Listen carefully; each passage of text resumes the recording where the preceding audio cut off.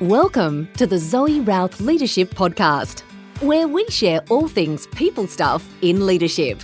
Learn from leaders who have done the hard yards and learn from experience. Hear from expert authors about the latest insights from culture to strategy and messy people dynamics. Get tips and insights from multiple award-winning author and leadership expert herself, Zoe Routh. Now, on with the show. Hi, it's Zoe, and today's guest is Jeff Korzenik. He is the Chief Investment Strategist for the U.S.'s largest banks, where he is responsible for, get this, the investment strategy and allocation of over $40 billion in assets. That's a lot of zeros after that four. He's a regular guest on mainstream media over there, CNBC, Fox, Business News, etc. He's written this fabulous book, which I got sent by his publicist, called Untapped Talent: How Second Chance Hiring Works for Your Business and the Community.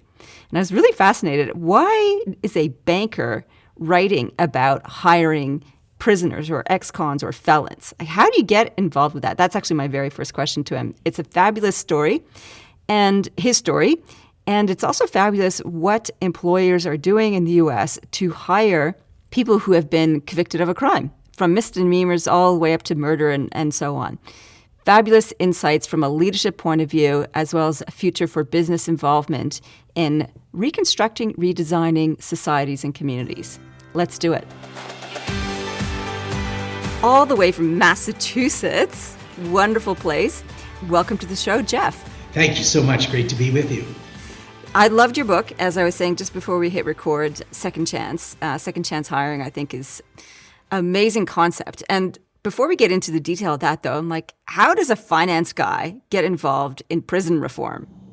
Well, I think there are two answers to that. The straightforward answer is that it's just an outgrowth of my job. I'm responsible for investment allocation of over $40 billion in investment assets, and you can't understand investments without understanding the economy, and you can't understand the economy without understanding the labor force. And here in the United States, we have a labor force problem. We have too many people sidelined.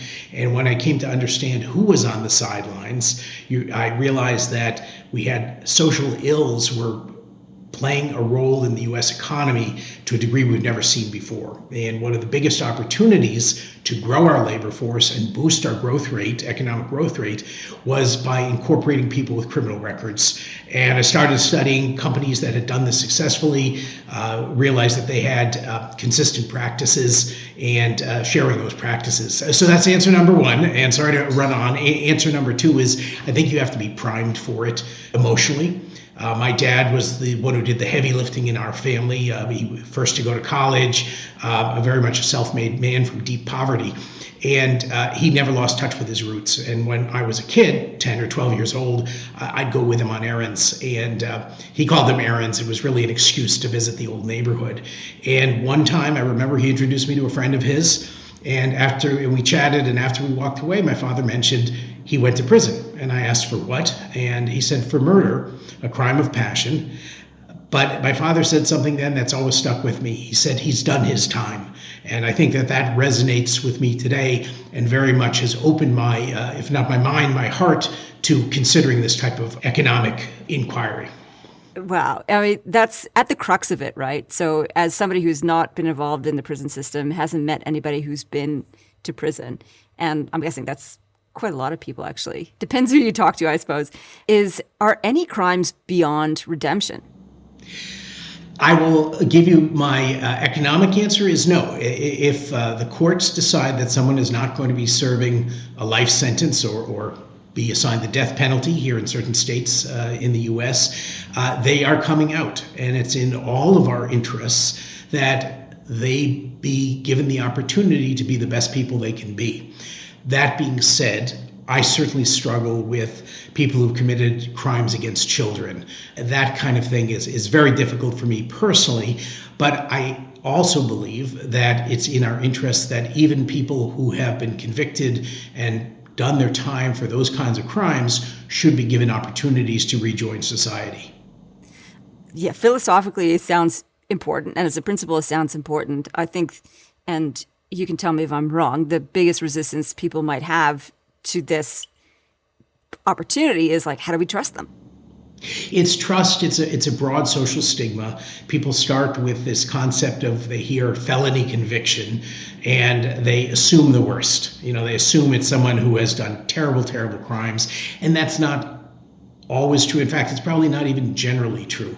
What's amazing in the U.S. criminal justice system, over half of the people who've been convicted of felonies were convicted of crimes of such minor threat to public safety that they didn't actually have to serve prison terms. They might have spent some time in a county jail, a short period. They might have paid fines, had community service, or be under some kind of supervision like probation. But it's telling that many people were not sent to prison. So that tells you that some of our assumptions and stigmas associated with those assumptions are wrong. So even you're labeled a felon because you have a conviction doesn't necessarily mean you were in prison. That's correct. And here in the United States, we make a distinction between misdemeanors, which are generally minor crimes, where you would be sent, if you're incarcerated at all, you'd be sent to a county jail, versus a felony, which is considered a much more dangerous crime, and we'd be sent to a prison. But these lines get blurred all over the place. You really have to look at the individuals and what happened to them specifically to understand whether a person is ready for employment or what sort of crime they really committed. So on that, when you do take the individual as a case in hand, what happened to them? Where do they come from? How holistically and what kind of context are you looking at when you're looking at somebody as a prospective employee? There are a couple of tells of who will be a good employee. One is age. People age out of crime. Two is whether there's general stability in their life. Very often you can't ask these questions in interviews because it's a violation of hiring laws, but you may know it through other sources, and it may come up at any rate. People who are married are better bets. There's actually certain crimes, surprisingly, tend to be associated with better rehabilitation rates. Interestingly, and perhaps counterintuitively, people who've been convicted of crimes of violence are very often the better bet from a employment standpoint. Wow. Generally, yeah, it's very surprising. It's generally because most people who've been convicted of crimes of violence aren't necessarily violent people. If they've been in prison a long time, they may have aged out of crime. They're not a violent person today, and they may not have even been a violent person back then. Just wrong place, wrong time. What is overwhelmingly clear from the data is this is a young men problem. Young men are the overwhelming majority of people who are sent to prison, and young men have underdeveloped brains. We know that neurologically. They tend to take too many risks. Many of these young men come from families without a history of work or good mentorship, and even those that do can just be in the wrong place at the wrong time. When you say age out of crime, what does that mean? Like as we get older, we become less impulsive? Is that sort of the assumption there? Yeah, it's part of it, and we've learned the lessons. In the United States, a lot of crime is associated with gangs, and those are things that tend to be things that younger people, often from difficult family backgrounds or childhood trauma, get involved in, and people do mature out of that. They either learn the lessons, or it's just the natural maturation of the male brain. And does prison actually help with that?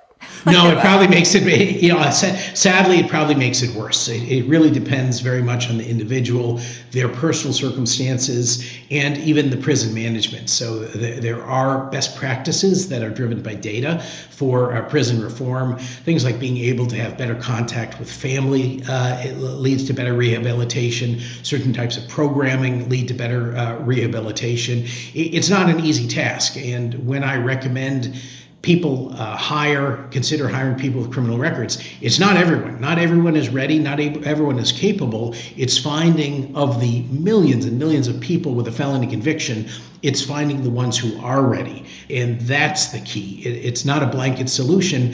But look, if we can take care of the people who are ready for employment and ready to be contributing members of employment, that frees up the resources so we can focus more on those who need extra help, or focus on those who perhaps are irredeemable and we need to focus on keeping them away from the public for protection. So I'm curious. I've got so many questions for you. So one of the questions I have is, as you dove into this, as somebody who is obviously a big picture thinker, a systems thinker, if you're looking at investments from the point of view of economy and labor force, have you also asked the question, the preventative question, the systemic aspect of this? So how do we prevent this whole situation in the first place? What has become clear to me as I've looked at it is that the changes in the criminal justice system in the United States that went in the 80s and very much in the 90s created broken communities where you lost transmission of work values. How do you dress appropriately? How do you act appropriately at work? How do you deal with criticism? And so we've created this vicious cycle where we have too many young people, and again, it is disproportionately young men who don't have fathers at home because their fathers are in prison, or if their fathers have been in prison, they can't get jobs. And you start this terrible cycle. So I don't think that there's any silver bullet that solves all this. There's no one solution. But I think if you start chipping away at the edges, you will break this cycle. If you can start giving opportunities to people who are ready but have been touched by the criminal justice system, give them the full range of opportunities, and I think you're going to break that cycle. That's really hopeful and inspiring to have that idea and that hope for it. And that's sort of the impression I got reading the book. It's like, if we can actually give these people the life skills and the systems and the support that they need, they don't necessarily have to have their kids repeat the same sort of experience. Right. It's a challenge, though, because this is a slow solution. This is not waving a magic wand. This is saying some people will never get this. Some people, let's focus on those who will, and then we save their children, and we slowly but surely chip away at this problem. It's taken us decades, maybe generations, to build this problem. It's not going to be solved overnight. And so for many people in the justice reform community, that's not an attractive solution. They want the instant fix. I just don't see where it exists. Yeah, there's just too many factors at play and too many generational systemic factors at play.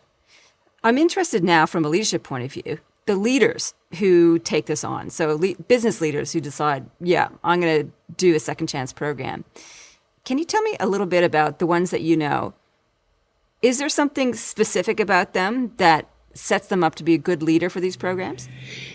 I think a spirit of innovation and openness permeates this. What I found is people who were not naturally driven to this ended up discovering this, and it broadened their thinking in every aspect of their business, and they became just better businessmen and women in general for this. I have found that disproportionately, and this may be a result of the geography where I've spent more time due to my work, disproportionately, there's a religious element to this, and particularly a Christian religious element. That's not my personal tribe, but I've come to deeply respect the way that people have used their values to tip the scales of whether they should or shouldn't do this. And if you think about Christianity, the message, particularly of sort of evangelical Christianity, this concept of original sin, where all sinners hope for redemption and providing forgiveness, really resonate culturally with this approach. So I have found that among the leaders, it's not universal, but they are often impacted by that kind of value, and often it's part of their religious belief. That's really fascinating. So when the leaders jump on board and decide to give this a go, what is the setup like in terms of what makes it successful and what makes it unsuccessful? Sure. So traditionally, it was a lot of experimentation on the parts of these leaders, and I really have to hand it to them because they found this not because they got it right the first time, but because they kept trying at it. But those who have gotten it right and find this as a successful business talent acquisition strategy have two processes. One is they have a way of determining, of this huge population of people who've had very different life experiences from most of us, who's ready, who can be a good employee, who's truly ready to turn their life around. So that you need a process for that. And then you need a process that recognizes that often because of the intergenerational nature of this problem, a lot of people who come with a criminal record also come with all sorts of skills gaps, soft skill gaps, hard skill gaps, literacy sometimes, health issues. And they have processes that address these. It's just like identifying any employee and saying, what are their gaps to being a great employee?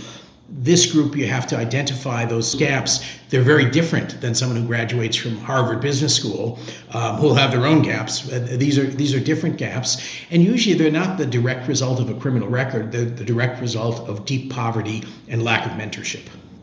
So yeah, that's a lot of problems to have to address. How do they go about doing that? Well, it's a lot of problems, but you also have a lot of partners. That kind of strategy, find the people who are ready and give them the support they need, would work with anybody of any demographic. What's unique to this demographic is how many nonprofit and government partners you have to help you. And so in many ways, this becomes an easier or more cost-effective task. And typically, these employers lean on a partner. It might be a prison system. It might be nonprofits. It might be several nonprofits that help them identify who's ready and also help provide the kind of supports they need. You also need, as part of that support process, you need an educated supervisory staff that has been sensitized to some of the issues. It's always easier to illustrate by example. There's a company in Western Michigan, Cascade Engineering, that makes available to their supervisors a poverty simulation. You go through this exercise where it's a day in the life of someone with deep poverty and lots of responsibilities and challenges. And it sensitizes their supervisors so that they understand when an employee doesn't show up, who's been an otherwise good employee, maybe you have to track them down because they don't know to call in. Or it might be an employee whose car breaks down and requires a repair of $300 and doesn't have $300 in the bank and doesn't have credit and doesn't know what to do, so just never shows up again. The educated supervisor will know to reach out, help them solve that problem, and maybe have some resources. So you see things like the real top-end second chance employers have things like life coaches or very strong mentoring programs. And again, that would work with any population, but it's particularly good return on investment with this population. Especially if your partners are providing all the support, because that's the other sort of, I'm guessing some of the pushback would be like, oh my God, this sounds like a lot of investment of time, money, and energy. It is, but I also see, for instance, in Chicago, where I spent most of the last 10 or 11 years working, McDonald's Corporation moved their headquarters from the suburbs, about an hour outside of Chicago, to the West Loop neighborhood, Fulton Market neighborhood, which attracts a lot of young people. So I don't know how much that cost, tens of millions, hundreds of millions of dollars. And they did it, no doubt, because it's part of a talent acquisition strategy. Young professionals that you want to attract as a business often live in attractive kind of hip urban core areas in Chicago or in Austin. Think of how many companies go to that expense and think nothing of it.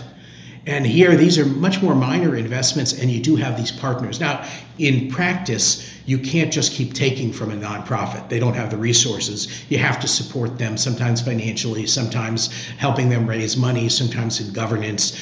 So it's a true partnership when it works best. I love studying American culture and cultural systems. I'm Canadian originally and live in Australia.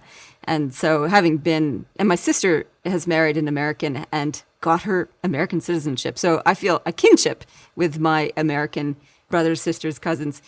There's a lot of de-emphasis, and I'm not sure if this is just my misunderstanding or perception, that there's an aversion to government intervention into anything socially reformed. Is that a misnomer? Like, you're talking about three partnerships here in some way. There's business, not-for-profit, and government agencies. How much do they all play? Is government growing or shrinking in that mix? In this arena, I think government is kind of stable. And what's new to this mix is the business community caring. And the business community provides a lot of can-do expertise and problem-solving skills that government is not always good at, nonprofits are not always good at. So the interest of the business community in second chance hiring, which is absolutely growing, is very important towards getting us to a solution. We do know that while a job is not the only thing that will solve the need of rehabilitation, it is foundational. It is necessary if not sufficient. So how can you possibly solve the need for rehabilitation and lowering recidivism and promoting public safety if you don't have employers involved in this process? That's a really great observation. And from your perspective, you're immersed in the business world. That's your day in, day out. How much more of a role do you see business taking across social issues in general? I have mixed feelings on that. I'm kind of raised with a traditional Milton Friedman-ish approach of businesses should be primarily interested in making money for their shareholders. But I think this is good business on a number of fronts. We all prosper when we can solve this problem. It promotes healthier communities. It promotes faster economic growth. So I think that in the end, businesses are going to be forced to do this by necessity, whether they intend to do it or whether they embrace what's called stakeholder capitalism or not. They're going to be forced to do this by demographics. We're running out of workers in the United States. One thing Australia and the United States do share is a fertility rate that is below the replacement rate of our populations. The U.S. is at 1.78 children per woman. Australia is around 1.66 or so. The replacement rate is 2.1. Mother, father, that's 2, and then an allowance for infant and early mortality. So all of the economies in the developed world and many in the emerging economic world are heading towards a labor shortage. So the business community will get involved. The smart ones will get involved early. That's a really great observation. I'm not sure if it's inspiring or not, the fact that pragmatism and demographics is going to force business hands to be socially responsible.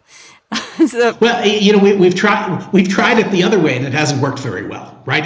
That's right. And altruism. Right. And even if you look in the U.S., we have some terrible problems with rising violent crime and murder rates in some of our major cities. We really need to understand that promoting public safety also has to incorporate making sure that people who exit the prison system can be gainfully employed and contributing members of society. Otherwise, we really don't get that mission accomplished.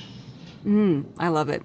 What I do love about it is that it's forcing people's hand to really think more broadly about what their role in society is. That it's not just about creating a business to line your own pockets and benefit of your shareholders. There's an altruistic aspect to it, but there's also like a business sensitivity to it. Is that strong communities make strong business? It's a symbiotic relationship.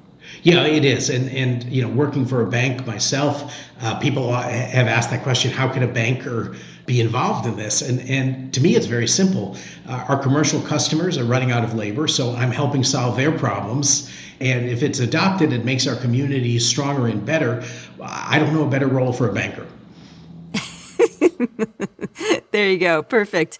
I'm wondering also, are there particular types of businesses that are more suited to second chance hires than others? Where we've seen the most progress typically is with manufacturing, because manufacturing jobs help overcome some of the traditional objections to this. People in manufacturing tend not to be customer facing. They're not handling money. They tend to be drug tested or need to be drug tested at times. So it avoids problems with people who have drug abuse problems. And then a lot of those jobs in manufacturing are middle skill jobs, meaning that they pay more than minimum wage and that they pay living wages. And so that all of that helps overcome some of the challenges that other businesses might face. But when you think about the numbers in the U.S., 19 million people have a felony conviction. That is such a big pool of potential talent that there's a fit for every industry with someone from that pool, and often large numbers of people from that pool. So you can't make any blanket exclusion of any industry just given the numbers. So do you think there's, even with professional services and that sort of thing, that require a higher level of education in order to be effective, do you think there's still opportunities for people who are felons to move into those kinds of businesses? Absolutely. One of my good friends, who's a justice reformer, was a great attorney. He actually had a very unusual situation. He had alcohol. He was addicted to alcohol and hit someone in the car driving drunk. And, terrible. It turned his life around. The person was not killed, but was very severely injured. And my friend was in the interesting position that while he was out on bail, he argued a case before the New Jersey Supreme Court. And then when he was in jail, convicted and in jail, he found out that he had actually won the case. So you have, again, a large talent pool, and he has overcome his alcoholism, and I'm sure it's a struggle, but he's clean for years. He's a great contributing member of the community. He's married, has a lovely daughter. So people can do this. It is true that on average, this is an undereducated, lower levels of educational attainment than the average population. But again, 19 million people, and there's some very interesting college and prison programs led by Bard College, has led the biggest coalition of those and has the most experience. And so we're seeing people come out of prison, go on to graduate school, get PhDs, teach at universities, become lawyers. It's very encouraging. It is true, again, on average, you will have challenges. But people aren't about averages. We're not averages. We're all different and come at different points in our personal journey. But out of 19 million people, you can find talent everywhere. There you go. That's an excellent message. Don't just make blanket rules about who's in, who's going to work, and all that kind of stuff. I wanted to know also about what the people dynamics are in the businesses, so that non-felon employees interacting with the felon employees. How do you do that? Because presumably not everybody has access to the poverty training VR experience. Sure. One of the challenges is that for businesses that have been established and long had prohibitions on hiring people with records, it is a more difficult introduction. A number of the employers that I've studied and that I cite in the book were built from the ground up to offer employment to people who had been marginalized. But it depends on the industry to some degree, and it's a challenge for management. But one of the peculiarities in the United States is that the opioid epidemic has been so widespread that so many people of all socioeconomic strata have been impacted by the criminal justice system. It's helped destigmatize this a little bit. And it is an education process. Do you know anyone in your family have made a mistake? Did you ever make a mistake in your youth? A friend of mine, Toussaint Romain, who's a justice reform attorney and works for a university in North Carolina, he spoke on one of my panels, and he said, people with a criminal record have the letter C branded on their forehead. He said, it doesn't stand for crime, it stands for caught. Because we've all done something that could have gotten us, particularly in our youth, that could have gotten us in trouble with the law. And so when you help bring it down to that level, it helps overcome some of the objections that you face. And then it's like anything else. When other employees, traditional employees, aren't told who has a criminal record and who doesn't. They can usually figure it out in these smaller employers. It might be who shows up on the transportation bus from a facility, or the power of Google and searching people's past. But once they have exposure to people, and if the employer's done the job right of vetting people and finding the right people, they're such exemplary employees that it wins over the group. It's that transition period while you're adopting second chance employment that makes it more challenging. But once it's established, it tends not to be an issue. That's amazing. So as somebody who's always looking for solutions for your clients and for making business better, are there any other areas, whether it's for manpower, labor, that you can tap into that has also got a social reform bent to it? I don't know if it has a social reform bent necessarily, but this act of looking at second chance hiring and setting up these processes for identifying who's ready and how you support them, I think is a mind-opening journey for employers. And it can be applied to so many populations, just people who may not have a criminal record but are marginalized because of poverty and lack of life experience, or working parents who have, sometimes very, very considerable challenges to working. Older workers, how do you decide who might be a good fit and what accommodations might they need? All of these things work and are potential solutions to this very severe labor shortage that we have coming over the decades ahead. I love that. That's amazing. What was the most surprising thing for you as you dove into this book and did research around it? And what was the thing that you went, wow, I didn't expect to learn that? Well, I think I started out thinking that a job would solve everything. So realizing that a job is necessary but not sufficient, and then getting into the issues of the challenges people face. I think I was particularly shocked by the challenges that people exiting incarceration face in terms of reentry. They may come out with what's called gate money. It might be $50 and a bus ticket. And if you don't have family connections, you really are in a very difficult position.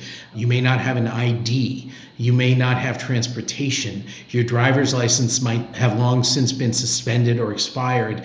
And there are all these obstacles. If you've been away for a long time, imprisoned for a long time, you probably don't know how to use a modern cell phone, a smartphone.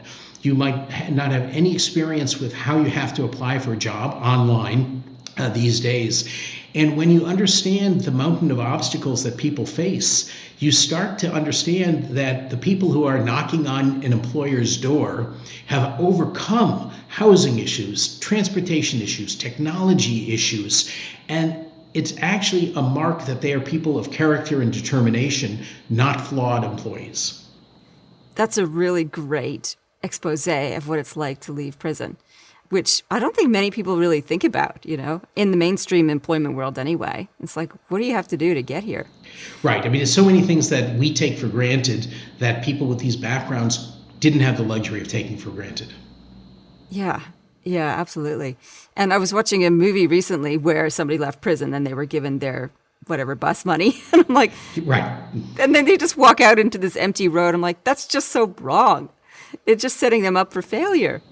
As you saw, I thought this was an important topic for the book. Employers needed to understand this context. And one of my formerly incarcerated friends, this is a new thing for me too, that I have so many formerly incarcerated friends from zero to, I don't know, dozens now, and they're just great people. But they've been very generous sharing their personal experiences, and those experiences were quite rough. Thinking about your incarcerated friends, have you had conversations with them about if they could do over either the prison system or the employment system, what would they recommend happen?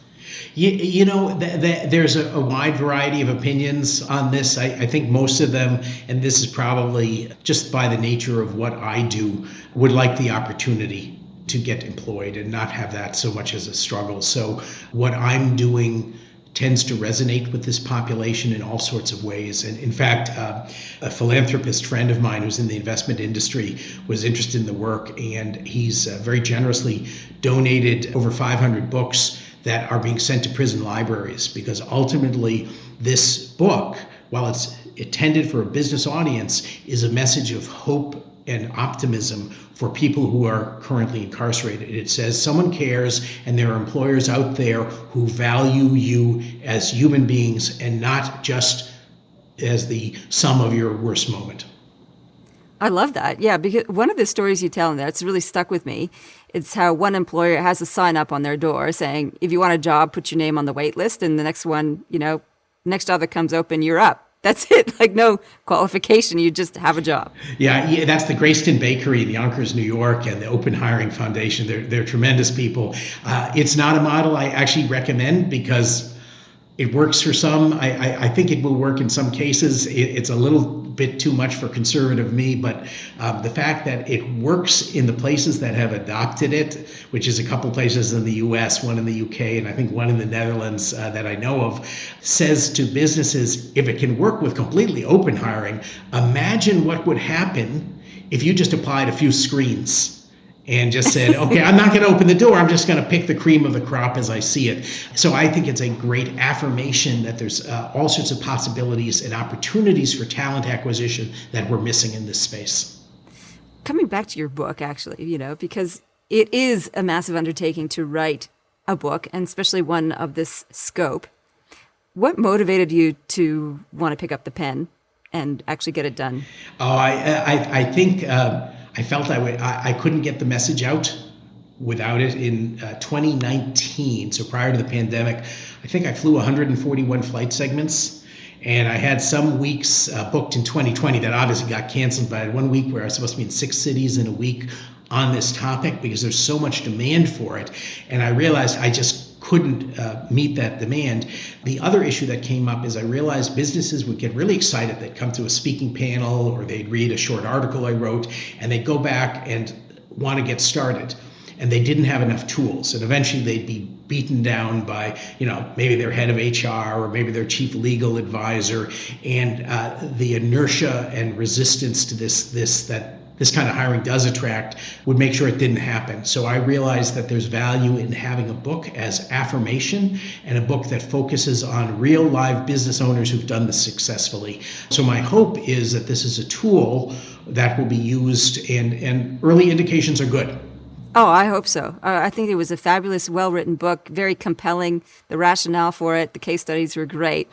And yeah, I was pretty inspired by the business people who are reaching out and making a difference in the world. And also for the courage of the people leaving prison or having convictions, being able to put their hand up and saying, I want a new life. I want to do something different. It takes a lot of fortitude because you have to, in many cases, turn your back on your friends and community that got you into trouble in the first place. So it's very, very challenging. And the people who have done it, yes, I know they did something in their past that was wrong and that often hurt people, but they've paid their dues, and what they are doing in rebuilding their life is often almost heroic.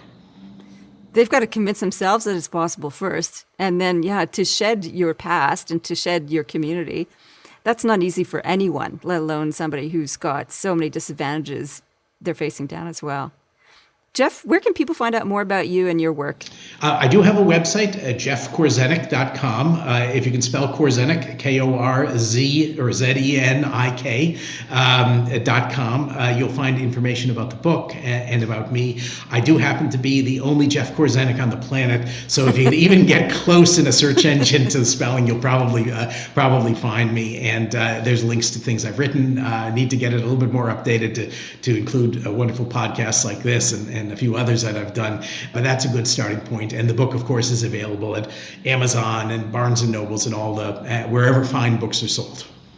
Oh, that's fabulous. It's definitely a worthy read, and I've loved our conversation, and I'm really thrilled with the work that you're doing and pioneering and showcasing for business leaders around the world. So thank you so much, Jeff. This has been great. Thank you. It's been a real pleasure. What did you learn in that interview?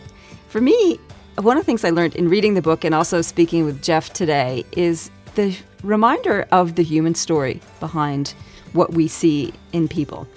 So thinking about, a human being leaving prison for something that hopefully they regret doing, that has made a huge mark on their lives and possibly the people who were affected by their crimes. How do you start over? How do you begin over?